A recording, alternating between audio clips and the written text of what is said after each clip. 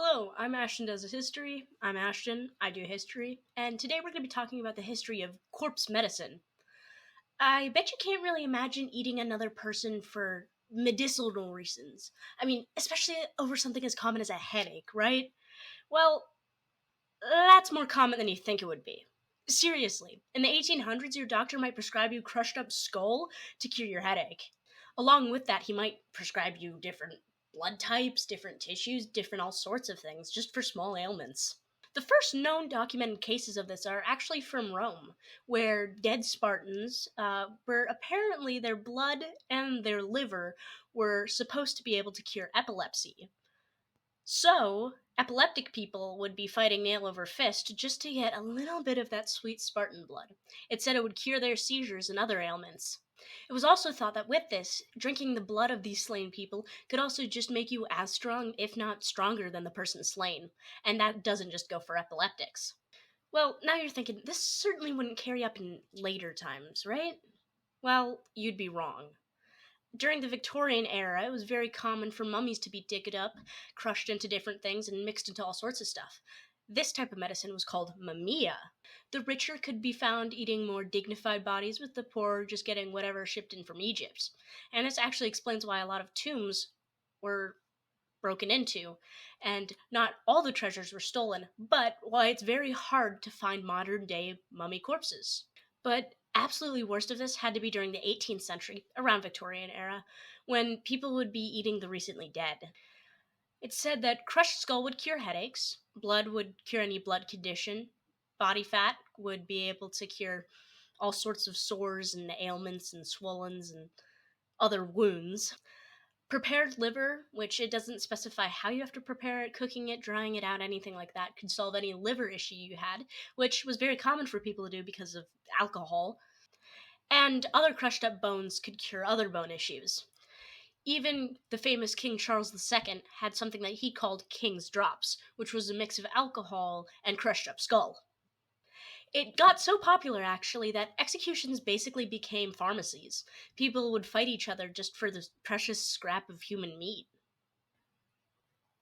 People lining up and waiting just to take whatever they needed to cure a simple ailment. Imagine that one day your grandma's dying, and the next you're slabbing her fat on your elbow because you cut it. Seriously, that's stuff that would happen. Or, crushing her up and eating her just because you have a headache. But it absolutely got worse when, at several points, a lot of places where the dead were held or where executions would happen would start selling these bodies or selling these body parts. They didn't care who they belonged to. They even started digging up graves to take the sweet little body pieces.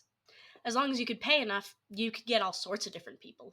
And unfortunately, it was very common to just eat people. Modern apothecaries, well, modern for back then, had a lot of different human body parts in stock, still including mumia. But now you might be wondering why. Why did we start eating people? Like, where did they think, out of their minds, that crushed up bone would cure your broken leg?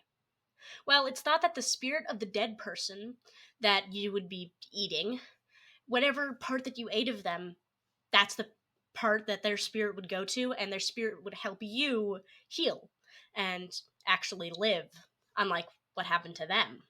This actually started to die out in the early 19th century, with the last known drinking of blood after execution being in Germany in 1908. But there's plenty of non recorded cannibalisms after this. And you can even still see stuff like this today, with women eating their placentas after birth for certain health effects and health benefits.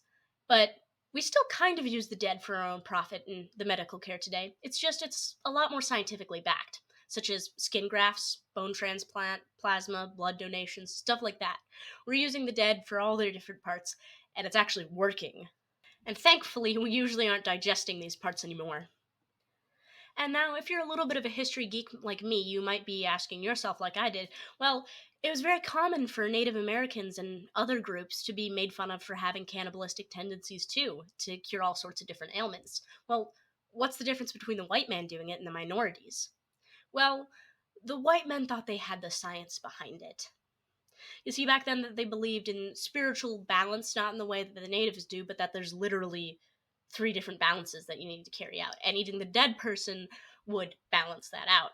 While the Native Americans, they weren't backed the same way that they had it backed, so they were seen as cannibalistic, monster like, barbaric, inhumane, even when they were doing just about the same thing.